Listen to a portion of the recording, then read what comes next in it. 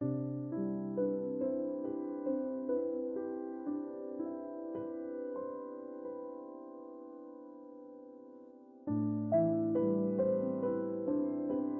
Non dairy cream છે એ sweet જ આવે છે, એટલે આપણે એને વ્હીપ કરીશું.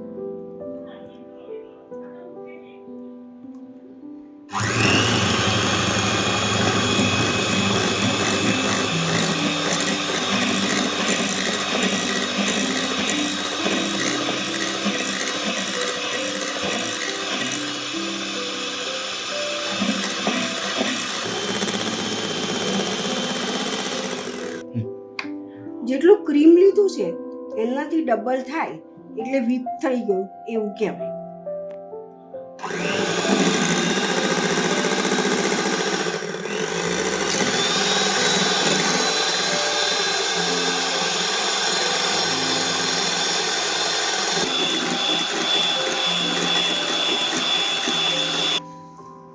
વ્હીપ થઈ ગયું છે. જો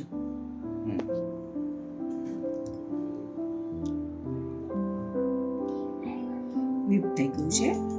હવે હું ચોકલેટ મેલ્ટ કરું છું એટલે આપણે મૂસ માટે સરળ રહે. આપણે ડાર્ક ચોકલેટ છે ને એ મેલ્ટ કરી છે ડબલ બોઇલરમાં, અને આ મિલ્ક ચોકલેટ છે એ પણ ડબલ બોઇલરમાં આપણે મેલ્ટ કરી છે. હવે જે ડાર્ક ચોકલેટ છે એમાં આપણે 2 ચમચી વ્હીપ ક્રીમ નાખીશું અને મેલ્ટ કરીશું. આ એક જાતનું ક્રીમ જ છે.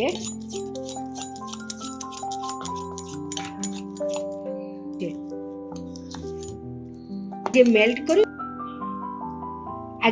કર્યું છે એ આપણે જે બાઉલ બનાવવાનો છે મૂસ માટે એમાં નાખીશું.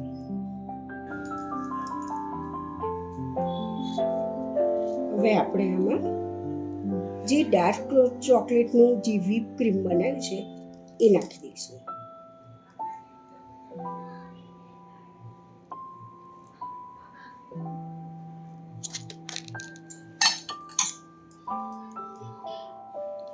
હવે આપણે એનું લેવલ કરીશું, ઇક્વલ કરીશું કે એ સારું લાગે.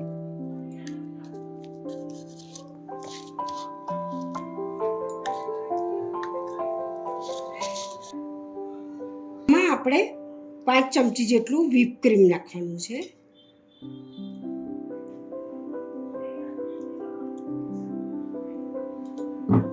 હવે આપણે મિક્સ કરીશું.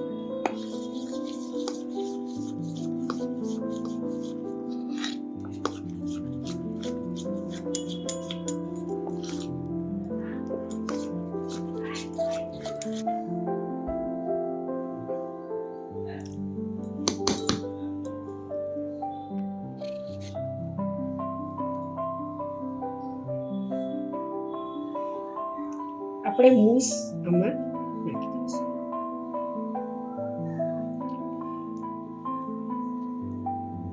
મારી પાસે અત્યારે પાઇપિંગ બેગ નથી, એટલે એની તો પાઇપિંગ બેગ હોય ને તો સરસ રીતે થાય.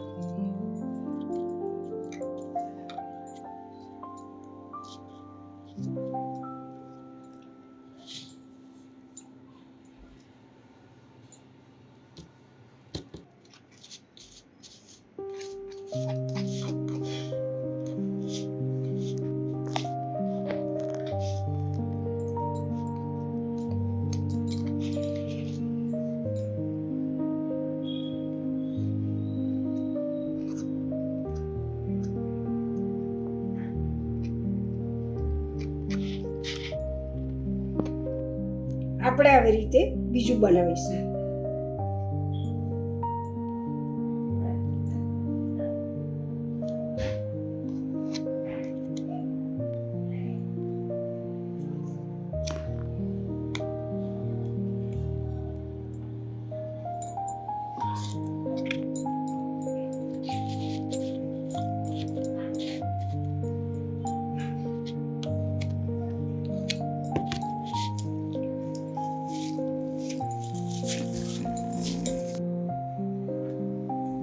આ થઈ ગયું છે. હવે આપણે એને ડેકોરેટ કરીશું.